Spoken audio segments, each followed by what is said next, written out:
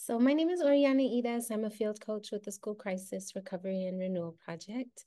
And I'm really excited to be in generative learning with you all folks and to make space for Angelica, Lauren, and Lucina to share their incredible work, their wisdom, and the ways in which you are creating transformative action in your spaces and efforts towards renewal.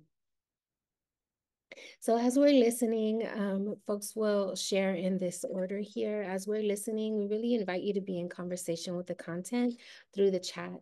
As questions arise, ideas, connections, experiences that you have that relate to the content of the presentation, we invite you to share that in the chat in real time, and there'll be some space for question and answer as well. And Angelica will let me know when to advance slides. All right. Hi, everybody. I'm really nervous and I didn't know that I was going to go first. But here we are, breaking the ice.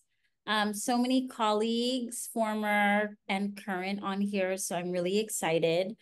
Do I have a timekeeper, Oriana? Or should I just, because I'm the worst timekeeper and I can talk. I will private chat you when you have maybe 2 minutes left. Okay. Yeah. I tried to fuss over like talking points and like made myself a little script, but that's not who I am. So I'm just going to speak as openly and as authentically as I can. So my name is Angelica Posadas. I am the director of counseling here at Gateway High School in San Francisco. I have been working with youth going on 19 years now. I am from San Francisco, born and raised. And the name of my capstone project is Through the Gateway of Healing and Repair, Humanizing the Grieving Process.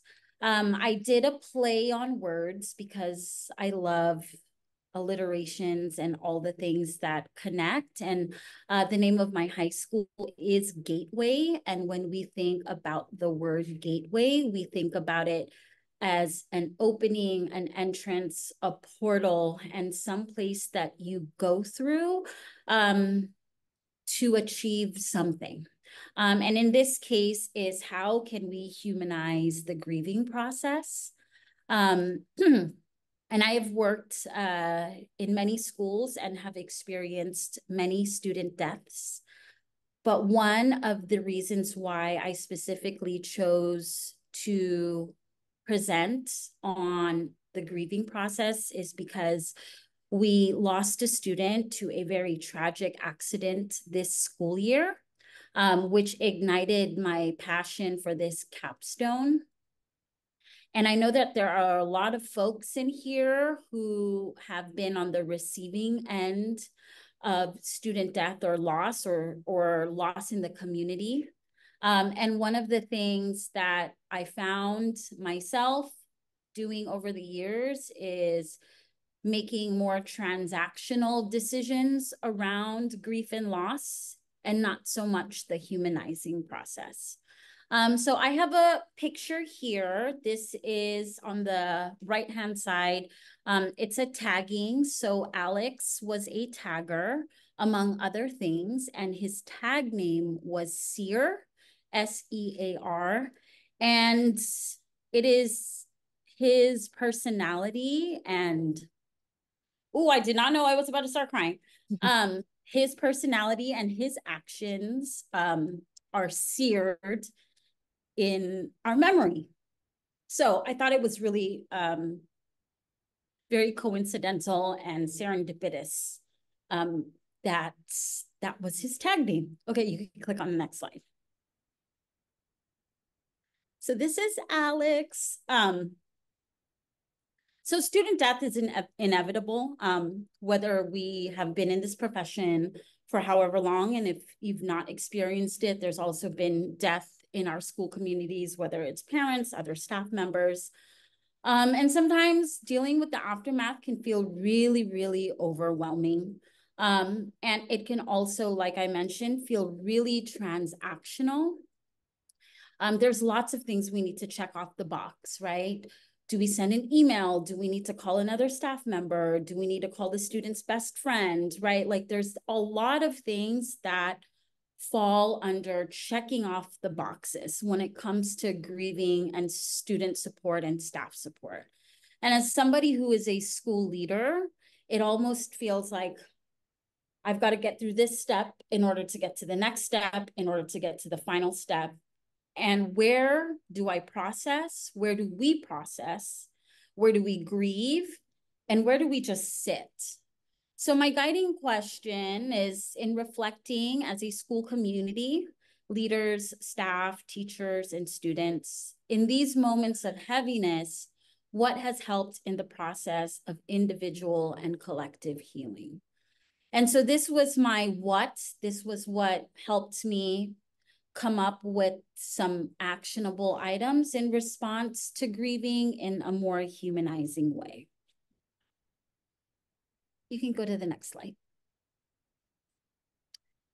So crisis response should be rooted in the human experience. Mr. Howard's in here, and if you look on the bottom left-hand corner, that is Alex's tagging of Mr. Howard's name. But crisis response, like I mentioned, can feel really transactional.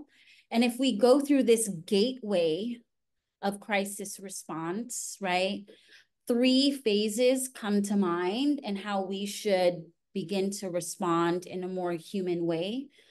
First, it's that transactional way, right? Responding to crisis and death in such a way that feels methodical, it's step by step, and it's checking off the box. And that is where we want to move away from. And a lot of us now, especially going through this network of practice, is that we're now living in this transformative space. After all of our learnings, after talking to all of our colleagues, we're in this phase of transformation, right? So how are we now responding to crisis and death in a way that honors those who are containing the container? That's us. That's the school community. We are the container. But how do we contain ourselves? And so it's placing our feelings and emotions before checking off the boxes. So before we get to a mass email, before we get to checking in with advisories, before we get to checking in with outside community agencies, where do we feel, how do we live, and what are our own needs in that moment? And ultimately, we should shift to more of this transmuted crisis response, right? Responding to crisis and death is part of, ingrained, and aligned as a daily practice woven in our school's tapestry. Crisis response is not a one-off experience. We embody it in ways that honors, ritualizes, and acknowledges student death in a positive way. And this is the work that I hope to implement at my school site so that it just does not feel like we've done what we needed to do and how do we move forward, because we know that student death or death in our community is not a one-off, and we will continue to live in that grief and in that loss. You can go to the next slide. So I have created these 2 resources. I think one of the things that feels really holistic and healing is when we go through collective grief and sit with ritualizing a student. But sometimes that can feel really hard to do when it's just fresh in our memories. And so I am not generally a creative person, but when I thought about traveling through grief, I got a surge of creativity. And I think that was Alex's way of telling me, like, you can pick up a crayon and some markers and get to drawing. And I kept thinking about my title, and the name of it was Gateway. And I was like, let me just start drawing, like, what does my experience look like? And I came up with a map. And so on the left-hand side of the screen is this, you know, if folks are familiar with like the River of Life activity, right, where we talk about like how we got to where we are right now, it's the same path where we are with grief, right? So we're starting off with what happened, what was the event, right? Going through the feelings, what's going through our mind, kind of going through all of now like this methodical things, right? Like the funeral, the honoring, the celebrating, the grieving. And then finally ending with like, how do we move through, take care of ourselves, and ultimately live with the grief, but not let the grief live us, right? And so that was my journey to get to this experience map. And so this is in hopes to do collectively with the group. And then I know it's kind of hard to see, but all of this is linked. I created an agenda template here. And as a big fan of alliterations, I think the main purpose of getting together with school leaders to respond to crisis is to acknowledge the pain, the purpose, and then the priorities. In my experience, in working afterwards with Alex's death, was that we were called into a meeting like right at the beginning of the day, and it was who's going to do what. And, you know, that was really difficult to digest because there were lots of things hanging in the balances in terms of like, how do we feel? How does this resonate with us? But again, as school leaders, we are constantly on the move and we need to respond to the needs of our community. But the idea here is that like, let us live in this pain for a few minutes before we need to get to the nitty gritty of things, right? So part one is acknowledging this pain and hoping to do this experience map with folks, then getting to the purpose. So why are we here and what do we need to know? And that part is just stating the facts of the incident itself, having moments to pause, what feelings are coming up for you, and then finally getting into our priorities. We can't get to our priorities until we first acknowledge our pain and our purpose, and that'll help us move more seamlessly through this gateway, through this experience map, through this river of life. And so that was the offering that I had created for when we do experience any event, does not have to be related to death, but to also consider grief and loss. And that's it. I said a lot. Thank you so much, Angelica. What a beautiful process, a beautiful and thoughtful process you created for folks to, in community, not on their own time, but in community, acknowledge the impact of their young folks and the loss of anything, whether it be a person. There's so many types of loss that we're enduring, right? So thank you. It reminds me that there are no missed steps and that there cannot be. And this shift is absolutely powerful.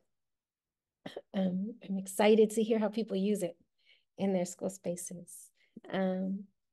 Please share appreciations, questions. The chat has been lit for you your whole time. So take a moment to read through the chat and the way what you were sharing was affirmed by folks here. We are going to take a deep breath and move into our next presentation, 10 minutes. I'll give a 2 minutes warning in the chat before you've reached your time. But next is Lauren. Hello. Thank you so much, Angelica. That's hard to follow. But I really appreciated your visual because I'm also not a creative person. So that's very inspiring. I am not a creative person. I'm a kind of a more data-driven and like process-oriented person, despite being a social worker. So a little bit of that's reflected in my presentation. Next slide, please. So just a brief piece of school context to get kind of a sense of our space. I am the school social worker at Washtenaw Alliance for Virtual Education, which is a little bit of a misnomer because we have students with us and present in the space 4 days a week. So while they have access to the curriculum online, we also, most of my job is spent interacting with students in the physical space. And we are a public alternative school in Washtenaw County, Michigan. We are located specifically at Ypsilanti. And we serve students in grades 8 through 12. We just added an 8th grade this year, so it's been a bit of an adventure. And we serve as the sole kind of public alternative for young people who have experienced challenges in the traditional setting. We serve kind of a unique population because we serve folks from across the county. So it's 722 square miles in 27 cities, townships, villages, and covers rural, urban, and suburban communities. So we have kind of a melting pot of different backgrounds and experiences within our school and our space on a daily basis. And so each student has a unique story and experience. All of the students have arrived at WAVE because something didn't go well for them in a traditional space. So our population are students who are court involved. We're the only high school that takes expelled students during the day in the county. Students who are pregnant and parenting, students who have experienced some significant mental health issues or have experienced hospitalizations. We also get students who self-select because they want to move at a faster pace. So we have quite the vivacious and vibrant group. WAVE offers a flexible and self-paced, personalized learning environment where we try to really prioritize relationships and connections. And based on our geographical location, we typically lose about one student per year to gun violence, which is what led me to the SCRR fellowship as I was trying to process how do we do a better job of helping our school community move through tragedy, knowing that despite our best efforts, it will likely occur again. So that is what I was sitting with as I moved through this project. Next slide, please. So I wanted to kind of highlight and showcase student and staff quotes as we moved through this process. So what I did was I developed kind of an interview template where I was interviewing and talking to students about their experience of grief and loss, both in their past schools and for those who were around for our most recent loss last summer, how they experienced and processed the death of their classmate. And so I wanted to know specifically what had helped, what didn't help, and with the intention of developing a better set of recommendations to bring forth to our administration as to how we could handle things. So as you can see, some of the things that have helped for students, taking a week off of school and watching YouTube was what one young person said, which, you know, is real. It's their experience. Some folks said therapy and having a space to talk, and others said leaving me alone and letting me process. I especially appreciated the response here of sugar, caffeine, and being by myself. Like, this is very relatable. The thing that made me happy was music and movies because it took my mind off a lot of things. Having a memorial and a space where you could put up pictures was helpful. A memorial or a seminar that was optional for people to go to and talk about the person they lost was helpful. Next slide, please. So you can see here and you can read, oh, back one. Thank you. You can see here some of the things that students said did not help.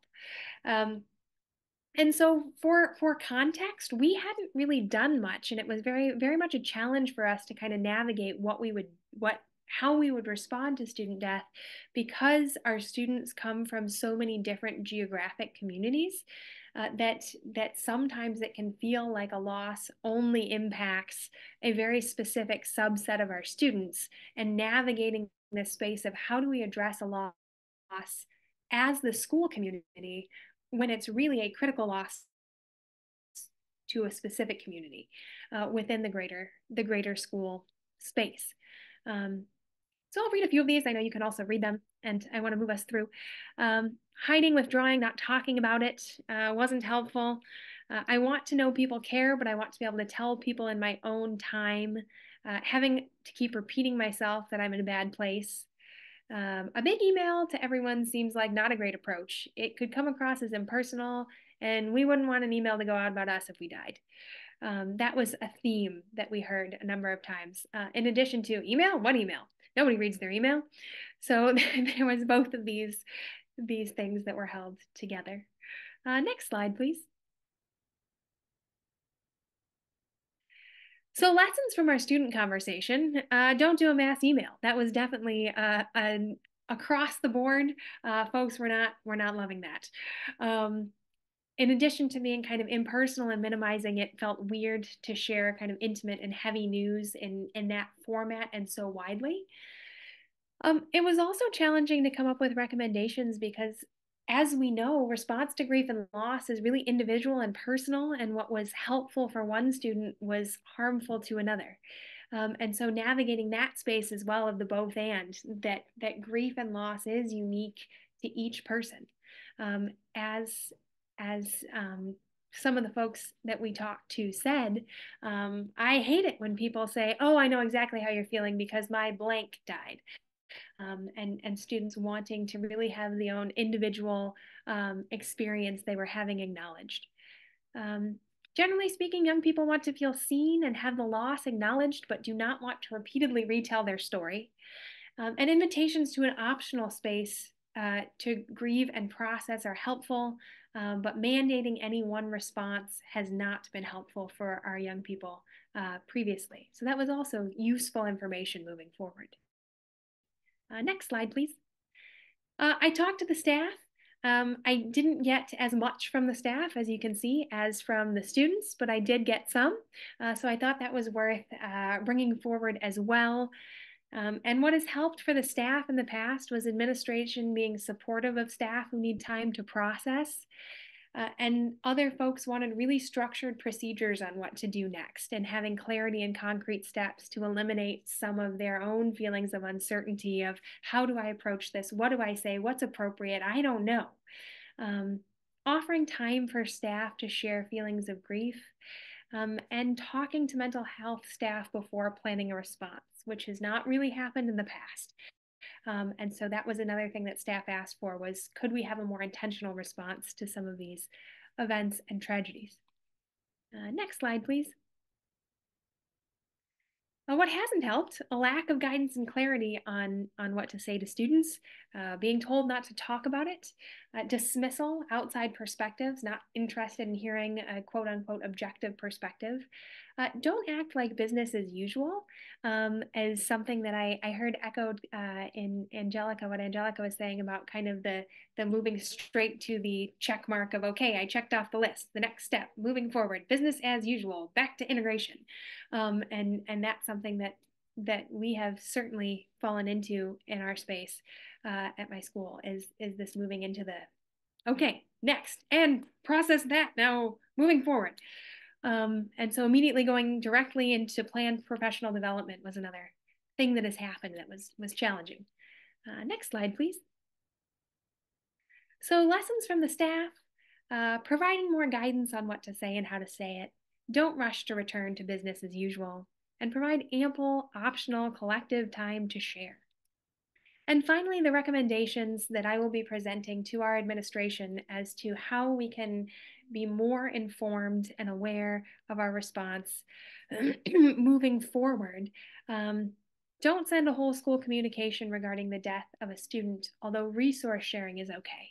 So that was something that had been done, but within the context of kind of an announcement of this is a loss we experienced. And so students largely said that it's okay to send out an email just saying, hey, as a reminder, here are the resources available for students, but don't necessarily want to see that tied to an announcement of a loss. Providing a clearly marked and dedicated space for students to receive optional support and engage in collective or individual processing and commemorating. That was another thing students were pretty clear on that they wanted to see, was a dedicated space that acknowledged and honored their grief and their loss and their processing. And it was interesting that even students who were quick to say they wouldn't participate in a space like that really wanted it to be available because it was meaningful to them to know that it existed and feel seen in that way. And addressing the loss directly and offering support, but to not ask for details or even explanations of how a student is feeling or processing. So there was a lot from students about, tell me you see me and acknowledge what happened, but then leave the space open for me without trying to pull me into it. And so that was also really useful to hear. And I think that's the last slide. Oh, no, there's one more. I wanted to close with a quote. Look at that. Acknowledging pain is more comforting than trying to reduce it, which was something that came from the Creating and Holding Space for Ourselves and Each Other After Student Death, which was a publication by SCRR. And that really sat with me as I was moving through this, because I think personally, I often, as a social worker and a mental health professional, get caught up in trying to lessen or minimize the pain somebody is experiencing. And it has been a journey for me to learn and recognize that that's not always appropriate, and that sometimes there just isn't something to do to make the pain less, and that acknowledging and holding space, especially in an event of loss, is what's needed. So that was in there as a reminder to myself that keep that at the fore as we move forward in some of this grief work. So thank you. I'm pretty comfortable that's the real last slide. I think so. Thank you so much, Lauren. Thank you. What an incredible gift to be able to hear directly from young people in their grieving around what it is they want and need. And so I just invite folks, as we did last round, if you could share in the chat appreciation for Lauren and for the young folks' wisdom in their sharing what they need and their healing process. And then we move into our last 10 minutes. And this is a space in which Lucina will share the powerful work that she has done. Hello, everyone. I'm Lucina Armstrong Michaud. I use she, her pronouns, and I have multiple roles in the state of Oregon, all of which touch on youth suicide prevention and youth wellness. And I serve an area, a region in Southern Oregon in one of those roles, where I am supporting school staff in developing and implementing crisis responses, specifically around suicide and sudden death. And so this fellowship has been just an incredible experience that I've been so honored to be a part of. And I have found through all of the gifts of this fellowship, the one that really touched me the most deeply was having this ongoing space to be in community and in deep reflection. And as you know, as folks who are doing the work that we're doing, we are all holding more than is reasonable to hold most of the time. And we're just going through the work, right? Like we're just trying to get it done. And there isn't space to really sit and slow down and be in reflection. And so that is a gift that I wanted to share with others because it has been so beneficial to me and in my leadership and in the work I do. And so my project was to offer a facilitated reflection session for school staff who support crisis response. Some as leaders, some as folks who are planning for responses, some who are folks like on the ground implementing and providing crisis support directly to students, and folks from different schools across the state participated. We had a 2-hour reflection session, and as well as having slides, which we kind of moved through, all of the participants were also given a workbook that they could print out and write in, or digitally, that's right, write in, to kind of record, journal, and reflect as we move through the session. And so it was a really beautiful session. It felt very healing to me and my own nervous system, because we just really sat in space together and slowed down. And there were a lot of periods of quiet while people were like journaling and then also reflecting and sharing together. Something that was really important to me was that folks were compensated for taking the time to be in reflection, because I think that this is something that we need to prioritize as a part of the work. It's so valuable and transformative. And so I used some of the fellowship funds to give folks a $50 gift for coming, and that was really to honor the fact that this is something that they should get paid to do as part of their job. So in this session, we kind of sat with our personal relationship to crisis. We really dove into how do our own nervous systems respond to trauma or to a crisis situation. We looked at fight, flight, freeze, and fawn, and kind of sat with where do we see ourselves and as complex humans. Often that's pieces of that. And then we also kind of looked at how do we reframe those responses, because a lot of the labels that come with those are negative. How do we reframe those to reflect the wisdom in our own bodies as they move to keep us safe? And then also, how do we use that knowledge to intentionally set ourselves up and our teams for success? We also dove into what is our own personal relationship to crisis, like in our life story, and how does that show up in the ways that we interact, the ways that we do this work. And we spent a little time imagining what it might look like if we bridge that gap between our personal and our professional. We moved then into our communal relationship to crisis and did some talk around meaning making and what does it mean that we all might have different definitions for some of the really big things that we hold in this work, like safety, crisis, loss, grief, healing, renewal. So we explored a little bit about what our own personal definitions are for those and what it might mean that we don't all share the same definition. And then we sat with some of the ideas around what it might look like if we invited our community, our students, our staff to co-construct together shared definitions of what is safety, what does healing mean to us.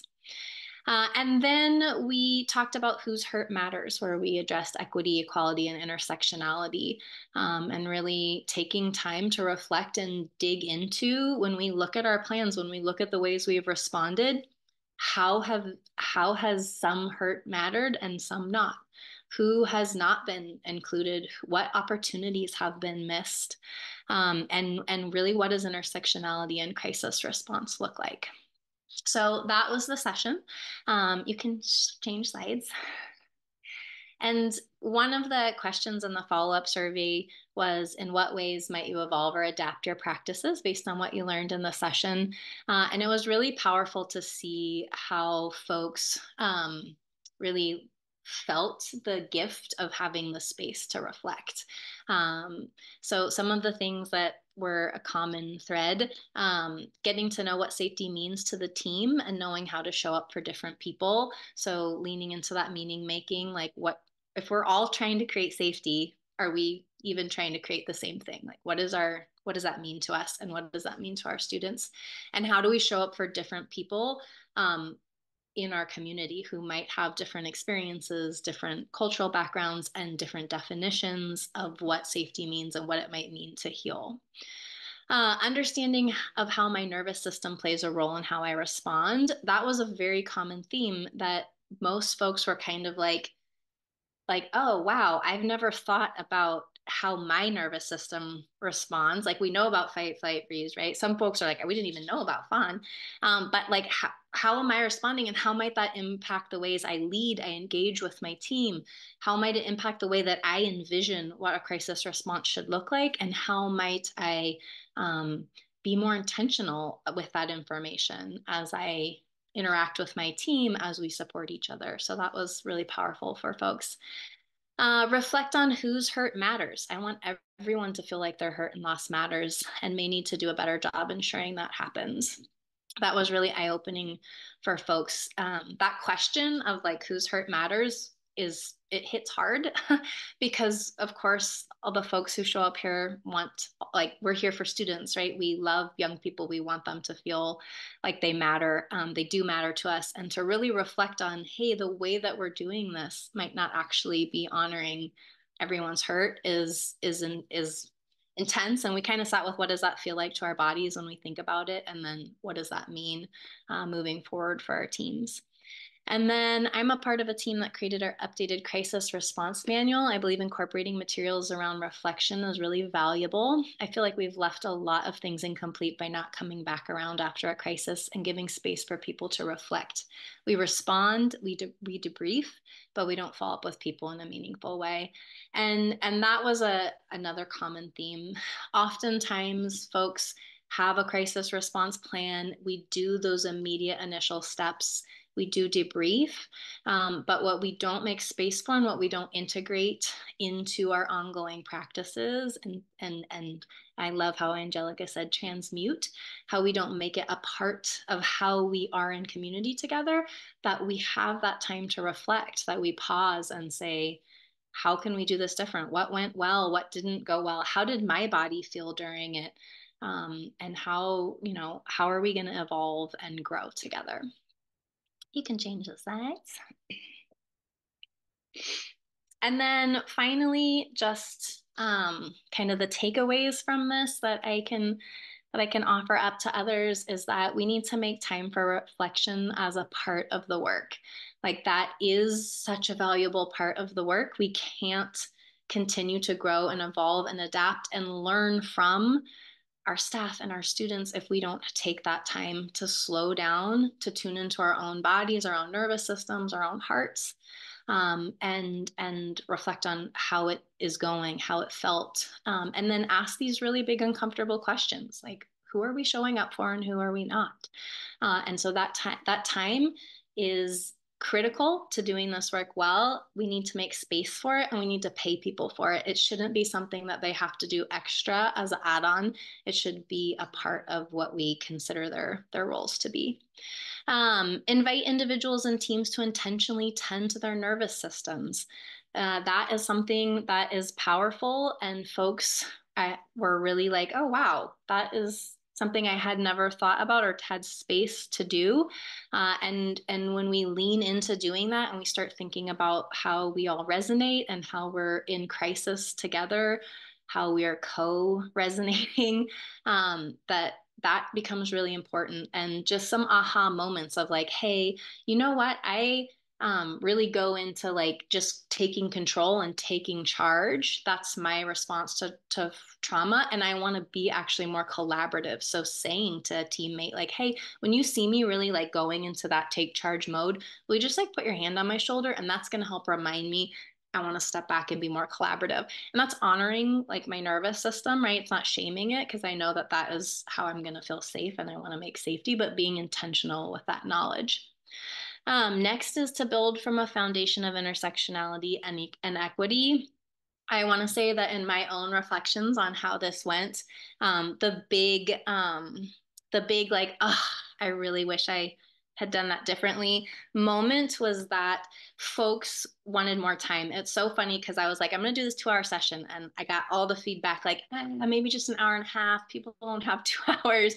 We did 2 hours, 100%. There wasn't a person who said the session could have been longer. We needed more time because this takes time. And once you start like settling into that space, it feels so good to our nervous system. So we want to be in it.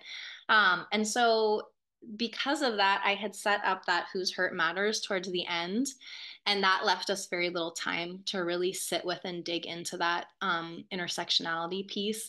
The participants all had the workbook, and the workbook went a little bit more in depth. And so I'm hopeful that folks were able to go deeper on their own. But consistently, I feel, or I see that in spaces that we often kind of throw, right, the equity piece, the intersectionality piece in like at the end, and it feels a little bit like an afterthought.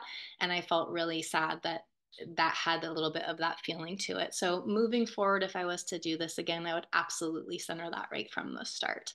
And then centering the practice of meaning making, that we are making meaning all of the time.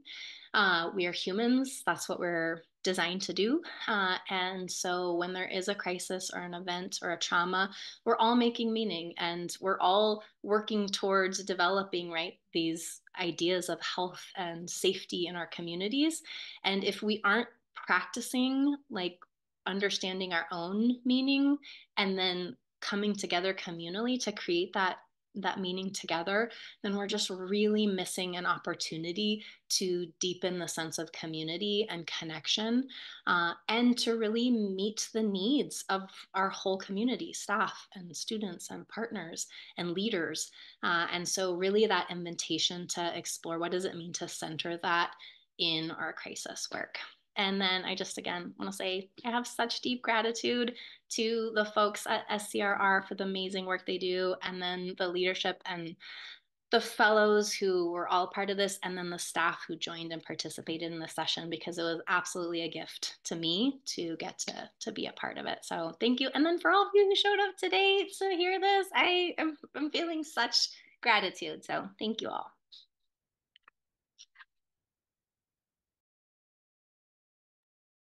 Thank you. Thank you so much, Lucina. I invite folks to share in the chat appreciation, connection, uplift what you heard, as we are closing out this portion. We did go just a bit longer. So I want to say we have 2 minutes before we go into the main room again. We can stay here and pose question and be in conversation with one another. If you do need to take a bio break, absolutely. But I'm in a chat with every other group, and every other group went a bit longer as well. So I think the schedule is going to be amended some to still allow us to have a break. So that to say, we can unmute and be in conversation about this incredible, rich work. For 2 minutes.